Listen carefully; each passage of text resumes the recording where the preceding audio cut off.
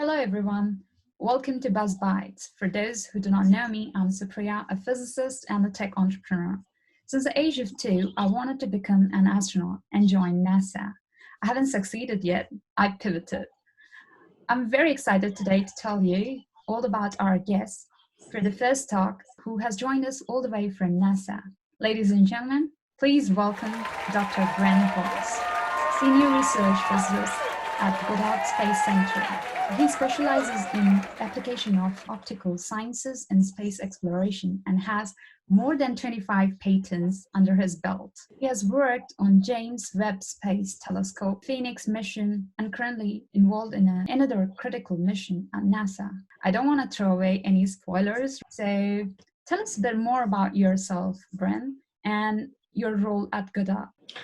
Hi, well, let's see, I came to NASA 18 years ago now after doing graduate studies at the University of Arizona. That was really my first opportunity to be actively involved in space exploration. I had always been interested in space from a young age. I think I was on a second grade trip to a museum and planetarium, and what I saw there just inspired me, and I just became so interested in that whole area. And that interest never left me. So followed that all the way through my schooling, went to undergraduate school in physics, and then went on to concentrate in optical physics at the University of Arizona, where I joined a team that was building the camera for the Mars Pathfinder mission, which landed on Mars on July 4 in 1997. And it had already actually been finished and had been launched when I joined that group. So all my work when I first got involved was analyzing data, trying to understand what the camera was doing from the point we had built it to the time that it landed on Mars, and then working on analyzing the data. And the group that I was with there, we were actively involved in all the Mars lander missions that were going on back then in the late 90s.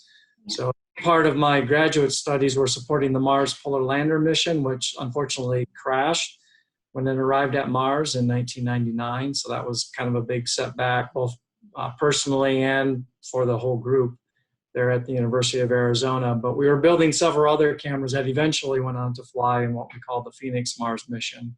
But I was working on my graduate degree there and did my dissertation on planetary lander cameras, specifically cameras for Mars. And finished in 2002, and because of all the experience I had as a graduate student then at that point, working on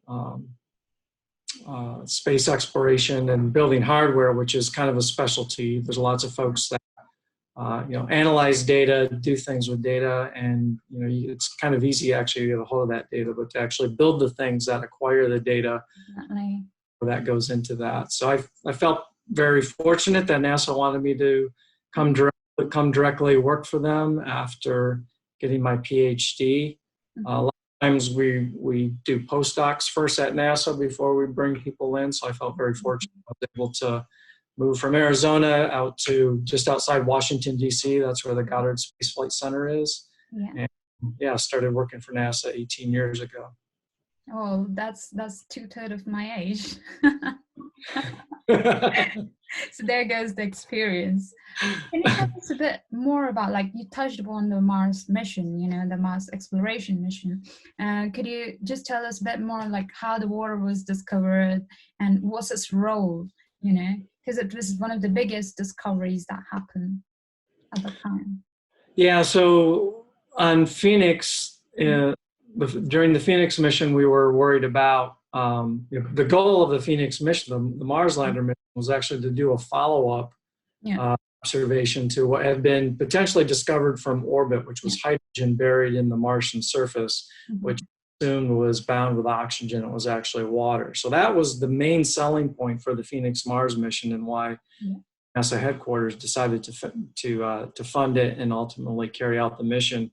So we landed at the North Pole. It was around Memorial Day. 2007, I guess now. And so one of the things too, as we were working on the mission, even though I was in charge of the arm, we were concerned that the robotic arm might not even be long enough to dig far enough into the surface to get to the water. So there were some changes made to the arm kind of late after actually the mission was selected to lengthen it and also to improve the motors a little bit to make sure we could actually dig down to the surface. So we landed and shortly thereafter unstowed the arm and started to dig into the surface. But after digging only about an inch or two, we actually hit a pretty hard layer.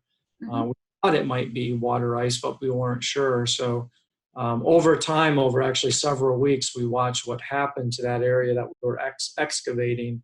And eventually, watching how it was changing, we determined that it was water. And then, of course, eventually, we were able to dig up some of the material and put it into one of our instruments on board, which is called the TIGA, which is Thermal and Evolved Gas Analyzer. So there we take a little bit of sample and heat it up and watch the thermodynamics of what was happening within our chamber.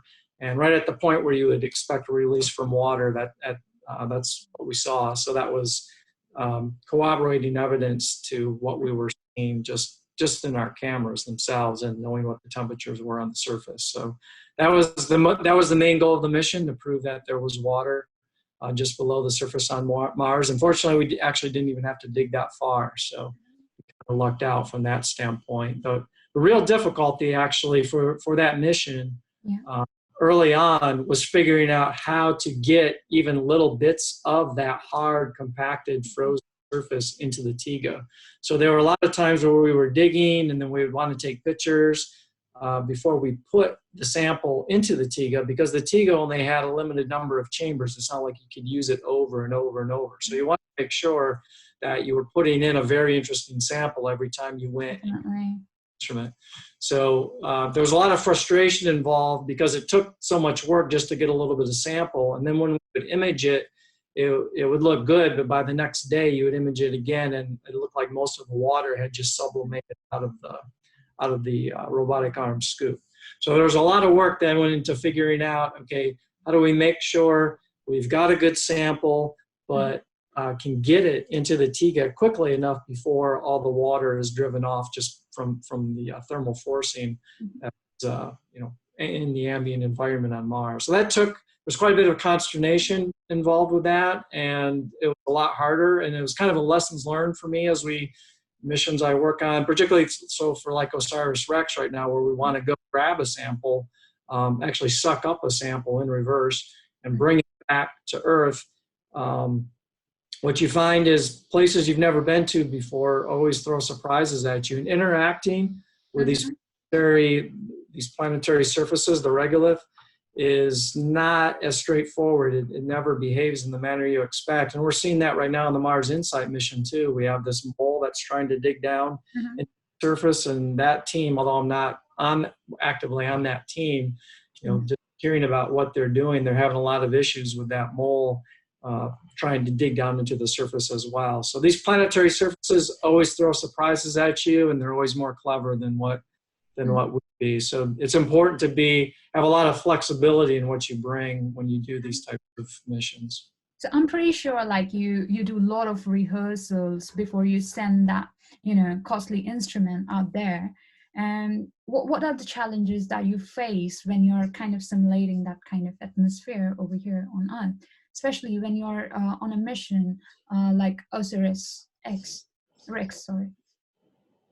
So the hardest part is just figuring out what you're going to encounter. So like OSIRIS-REx, another good example of the solar system not really complying with our expectations. So our geologists on the OSIRIS-REx team, and I think just generally even the astrogeologist community, astrogeology community said, well, when you get to Bennu, there'll be some rocks, but it's mainly going to be this nice mixture of pebbles and kind of sand, small grain type material that'll be easy to use your sample acquisition technique, which is we bury the head into the surface and we blow out nitrogen gas, kind of like a vacuum in reverse.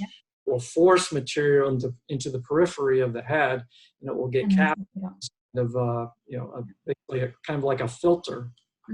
And that obviously would work great for pebbles and things, sand and things like that. Unfortunately, once we got to Bennu, which is the OSIRIS-REx targeted asteroid, it didn't match those expectations at all. It's very rocky.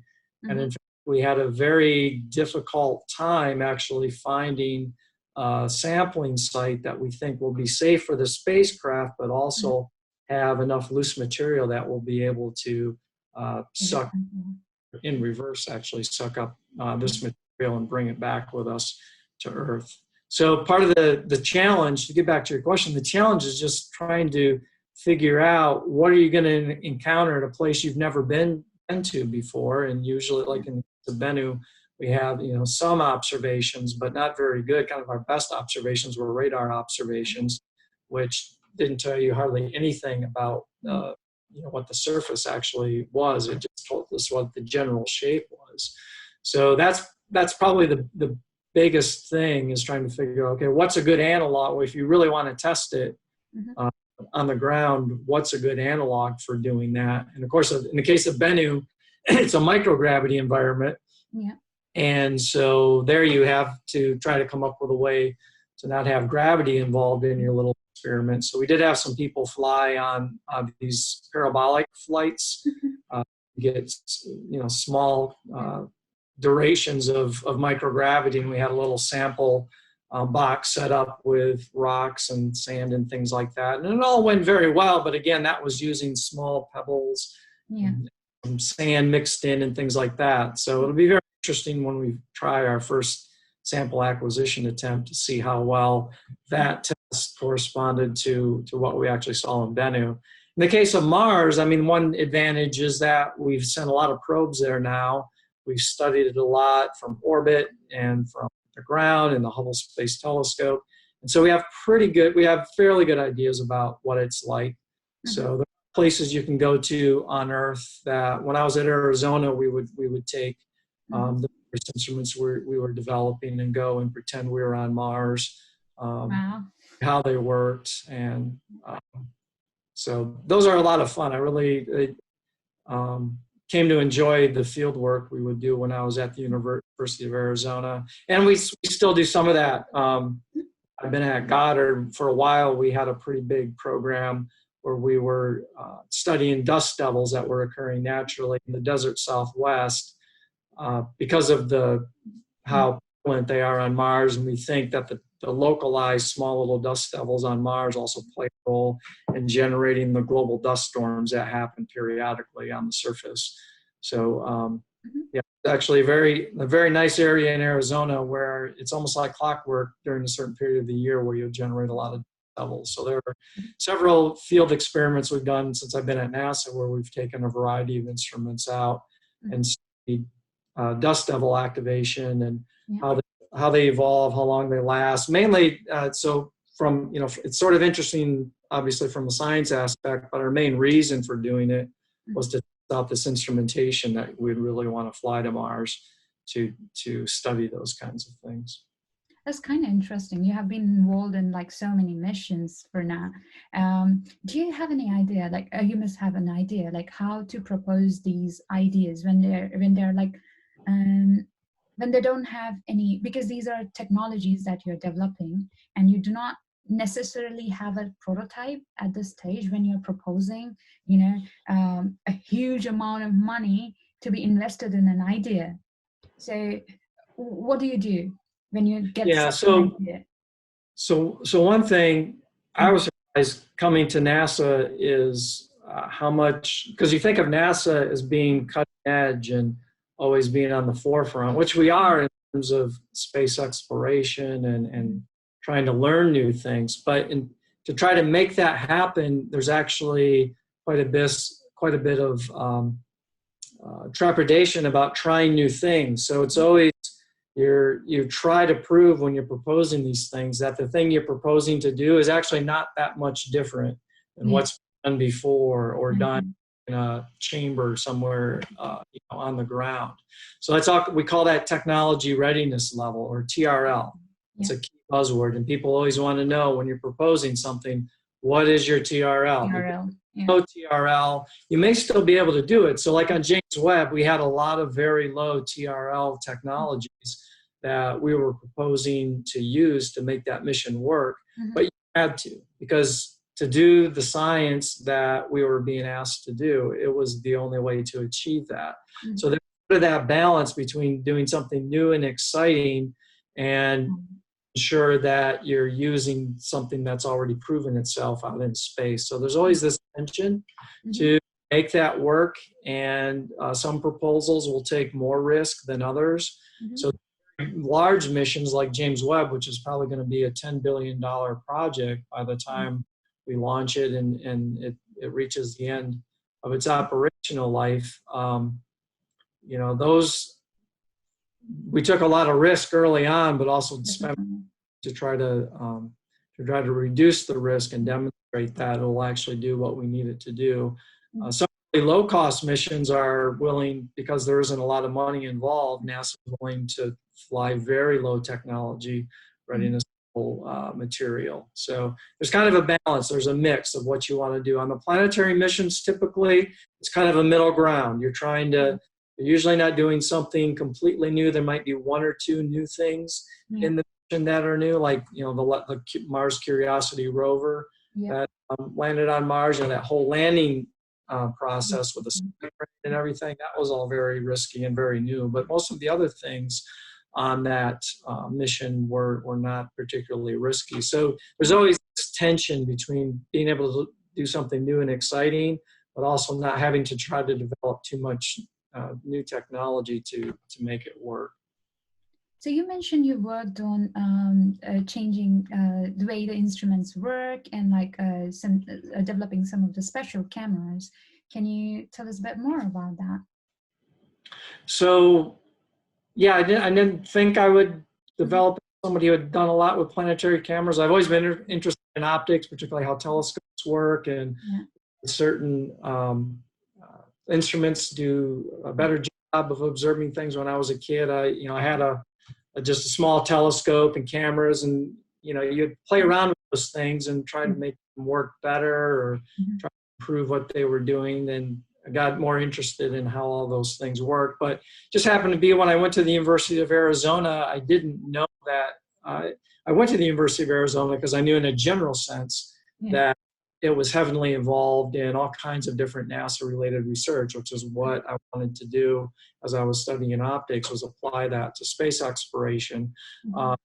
And I arrived at Arizona, and I had to select an advisor, but he was sort of doing remote sensing of the Earth, which was okay. He's still kind of doing stuff in space, but kind of kept my eyes open about what was going on, and then ended up finding out this guy named Peter Smith, who was actually in a different academic department than me at the time, was building a camera that was about ready to launch to Mars. I'd had lunch with a different faculty member, and he was asking what I wanted to do and what was going on in terms of how I thought my own research was going. I said, well, I'm not doing exactly what I had wanted to do. And he said, well, you need to go talk to Peter Smith, because he's getting ready to launch a camera to Mars, and he's got a bunch of other things he's doing in that area. So I went in, just went to his office one day and introduced myself, said what my interest was, and he's like, yeah, sounds good. He was really busy and handed me off to somebody else. I don't think I talked to Peter probably for another 6 to 8 months. But turns out, at the time, in the mid-90s, late 90s,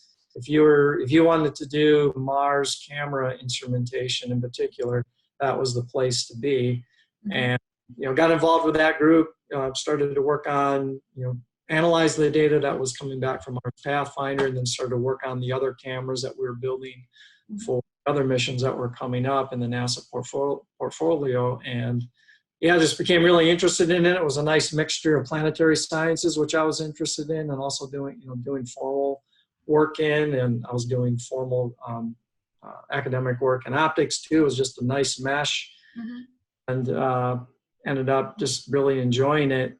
And it was actually it was nice to finally be done with my PhD, but that was a great group to be a part of, and had ups and downs with it, like the Mars Polar Lander when it crashed. That was a big downer. Probably one of the most disappointing things in my professional life that had ever happened. But we eventually recovered, and Peter ended up leading the entire Phoenix Mars mission then a few years later when I was at NASA at that point. But I was able to join back up with that team just for that mission. And on that. And part of that mission, one of the cameras was a big part of my PhD dissertation. So it was a great honor and privilege to finally get a chance to operate it on Mars and do a lot of the things we had wanted to do with Mars Polar Lander, we found to do with Phoenix. So that was a lot of fun. So I found out, part of what you find when you're in graduate school is that most things really, especially on the cutting edge, there's not a textbook. There might be some academic journal articles or papers you can go read, but most of it, you're learning directly from the people that are doing it. It's the only way really sort of get a hold of that knowledge and then apply it to something new. And so I ended up, that's kind of how I really became kind of a specialist in planetary instrumentation. And yeah, still like now, almost 20 years later. And how many patents do you have? Patents now, I think last time I looked them up to 31 patents on oh my God. Office, yeah. That's amazing. That's amazing. So how do you do all this research now, especially when it's you have to follow all the rules of physical distancing, and your team is working remotely. So how are you doing it? So yeah, right now there's not a lot of hardware development going on. Anything that involves actual hands-on interaction, building something, testing something, we're not doing that at NASA right now. For the most part, there are a few things that are accepted as things have gone on, but it's almost come to a complete halt. Of course, we can still do simulations, we can still generate paperwork and plans and have meetings remotely and things like that.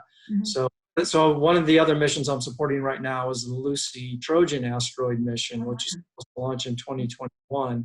And we have one instrument in particular that we haven't worked on now for quite a while, even though it's not personally on that instrument team, but we're just watching what's happening there. It's being built at our center, at the Goddard Space Flight Center.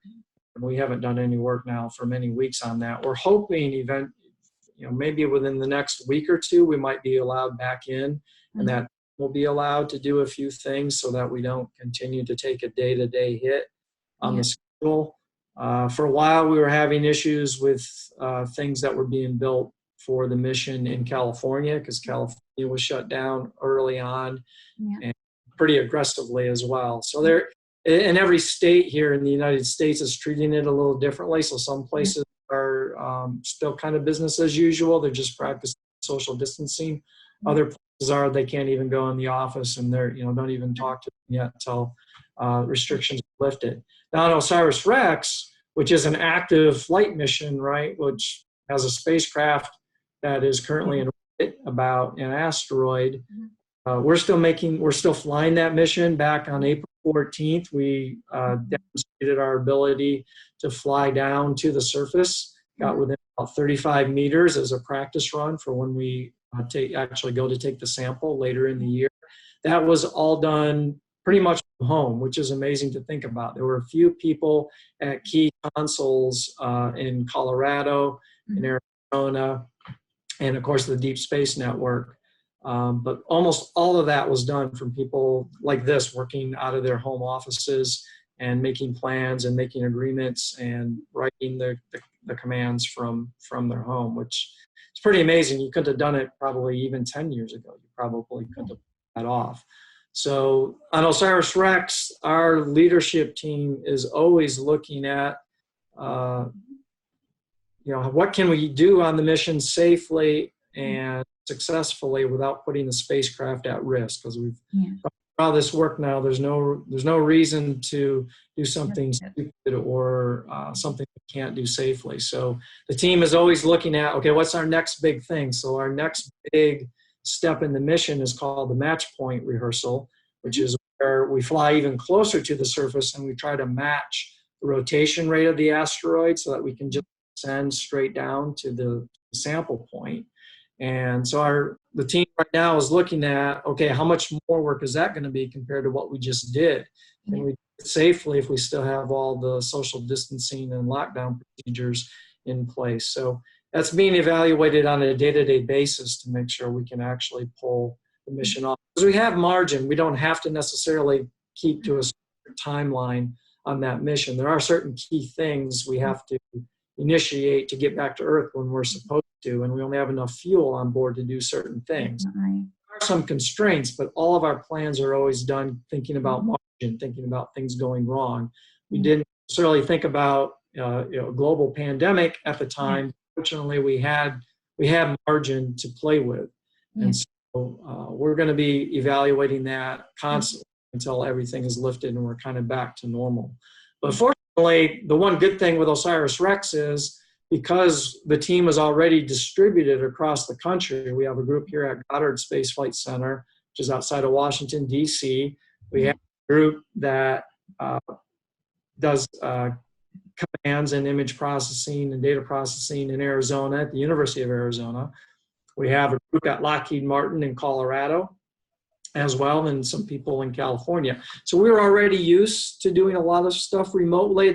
We were traveling a lot, of course, because face-to-face it helps, but you can't always travel for these things.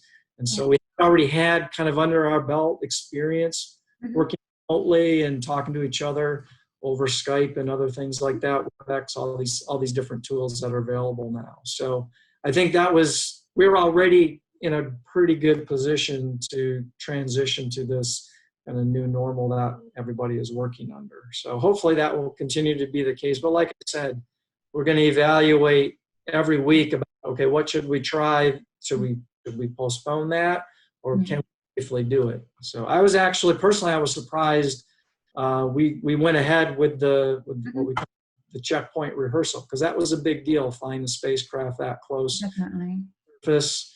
But everything went perfectly. I don't know if you've seen the images or the movies that we generated. It was pretty amazing and pretty, very, very nice.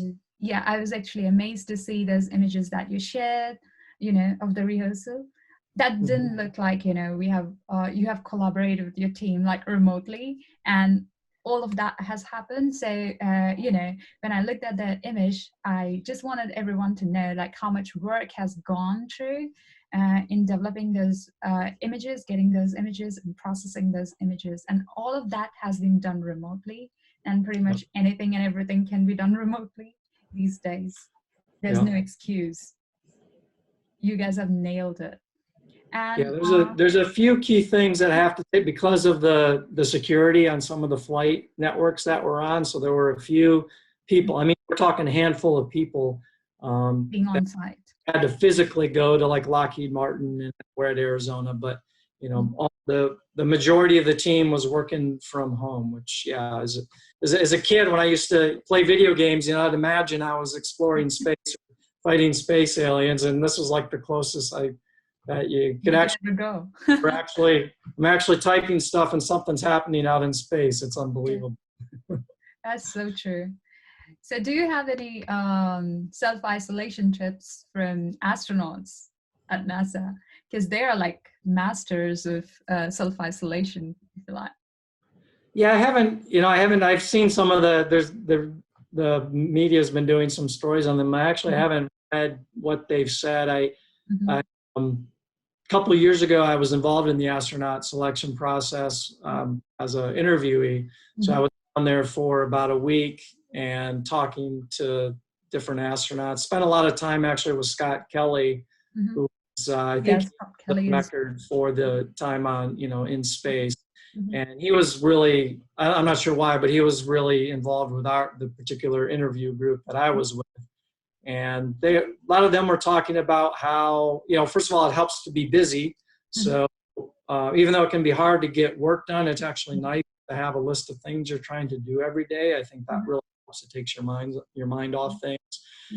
And what they talked about when they were on the space station, what they really looked forward to was time on the satellite telephone where they could talk to family and friends. So I think, keeping your social connections going, your even just emails or texting or a live phone call, nothing beats that. So Scott would talk about how they could tell if a teammate was down, not in a great mood on the station.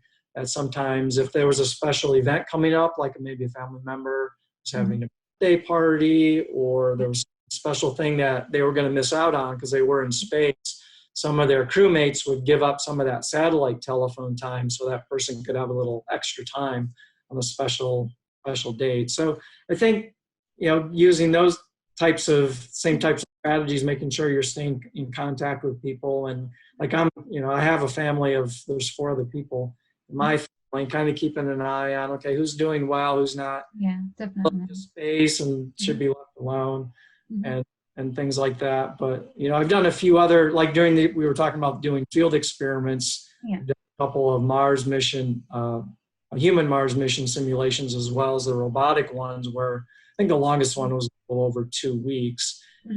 And there, because if you have something to do, particularly a lot of work to do, it helps to stay busy.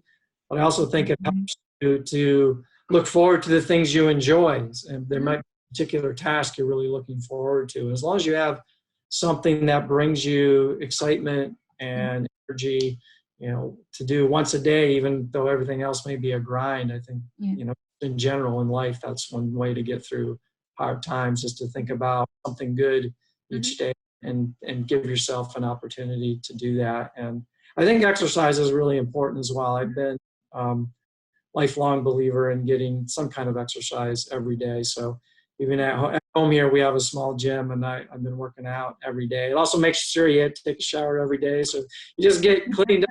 And, you're kind of presentable, at least at that point, and keeps you from being in your pajamas all day, I guess. That's so true. I think all the points that you said, they are all related to building your mental resilience and fighting the pandemic the way it is. And bringing on to the point you mentioned, doing things that you enjoy. So what do you enjoy the most, apart from, doing the space exploration, being involved at NASA? What are the other things that you enjoy? Well, unfortunately, space exploration is kind of my passion as well. So it kind of works out that way. And I really enjoy my work. I enjoy flying as well. I haven't done that now since everything's been very busy because of just trying to keep my family stuff going. But before all this hit, I was enjoying getting out and flying airplanes, and just fooling around in the yard a little bit. Usually, it's almost summer here. We have a pool in the backyard, so that will keep me busy to get that going and keep the water clean, so it doesn't turn or do something disgusting. My kids still enjoy swimming in it. But yeah, really. Oh, and we do have a laser tag set. We've been playing with the kids every weekend now. Oh, wow. Laser tag when it gets dark. It's been fun. Although they keep beating me all the time. I complain because they don't give me a break. Being the only guy around. But that's fair enough. So how do you maintain that work-life balance, because your passion is intertwined with your profession? So I'm just imagining that it would be very easy to get carried away, working long hours, and I don't know how you become a super dad then. Yeah, so that it's been a real problem. I have to say I've been working a lot more than what I usually do, and because it sort of never ends. But I feel like if I at least take care of the stuff we need to in the morning with the distance learning my kids are doing, making sure the internet's working for my wife because she's teaching her own, her class remotely as well. If I get that sort of squared away, then I kind of feel like, okay, the rest of the day is mine. And of course we do eat lunch and dinner together. So I think that helps. Well, it gives everybody a little bit of a break. But I have to say it's been a little bit of a challenge because everybody else is, I'd say 80% of the people at NASA are like me. This is their passion. This is what they love to do. So everybody's kind of doing the same thing. So we're doing work kind of all hours of the day and night. So I've been surprised when I've kind of been, I'll have an idea for something and I'll send it out, be like 8 or 9 o'clock at night, and half hour later, somebody responded with some details. And so it's obvious a lot of us at NASA are having kind of that challenge, making sure there's still a work-life balance. And our management is trying to make sure everybody does that too, because you will get burned out eventually if that happens. So usually that happens. We have binge watched a few things at home. So a couple hours of just sitting there vegging seems to kind of clear the mind as well. But I have to say, I think it's been a challenge for me to keep it controlled, and I think it's a challenge for most of the NASA team as well, because everybody's very invested in keeping things going and making things work, enjoy the work. So. And what would be your 3 top tips for people who want to follow your footsteps? Well, I guess the first thing would be don't give up. There's always going to be challenges and roadblocks in the way. And, it's a long road, particularly if you're going to get an advanced degree like about. It's a lot of dedication. Your friends and family that are sort of your same age all of a sudden have gone off and started doing normal adult things while you're still in school, kind of chasing this crazy idea that you want to follow. But if that's what you enjoy, then don't give that up. I also you need to have an idea about what you want to do. It's not just you got to kind of make it happen for yourself. I think you have to actively go out and try to find out where you fit into things. Someone's not going to go, well, in a few cases it happens, but for most of us it isn't. Someone's not just going to pluck you out and put you where you want to be. You have to go and sort of search those things out, sell yourself, show you. Like I said, when I joined Peter Smith's imaging team, he didn't even post an ad. He didn't come and say, oh, I think you would be good for our team. I had to go knock on his door and kind of pester him a little bit. I sent him emails. He never responded. I tried to calling him, and he, never returned my phone calls. So finally I just went to his office, and he was a little, kind of acted like, what are you bothering me for? I'm a busy guy. He didn't turn me down and send me off to work with a postdoc for a while, but eventually, it turned out to be a great relationship. And so, you can to some extent make things happen for yourself. So you just have to look for opportunities. And then it's a combination of luck and just hard work. So sometimes you can work your butt off and it just doesn't happen. So has to be some amount of the universe coming together and, God kind of smiling on you to make something happen. Some things just aren't meant to be, but, you can only put yourself in the best possible position that you can. So I think, particularly if you want to come to NASA now, I've noticed, of course, I was hired with a PhD, and most direct hires now are definitely advanced degrees. It's rare I see anybody get hired in a technical role anyway that doesn't have a master's and usually a PhD. And a lot of those folks also did internships with NASA. They did an internship, and then we have what's called a Pathways internship program where you can while you're going to school, you can work part-time for NASA. Sometimes you take an academic term off and come work full-time for NASA. Sometimes just part-time. And that's a way we've been hiring a lot of people as well over the last 5 years. I'd say if you're really intent on coming to work for NASA, that's kind of your most surefire way to get in, to start an internship and then get in this Pathways internship program, because they do take a lot of those people, they convert those to full-time civil servants when they're done with school. Definitely. That's a good one. What would be your advice to your younger self?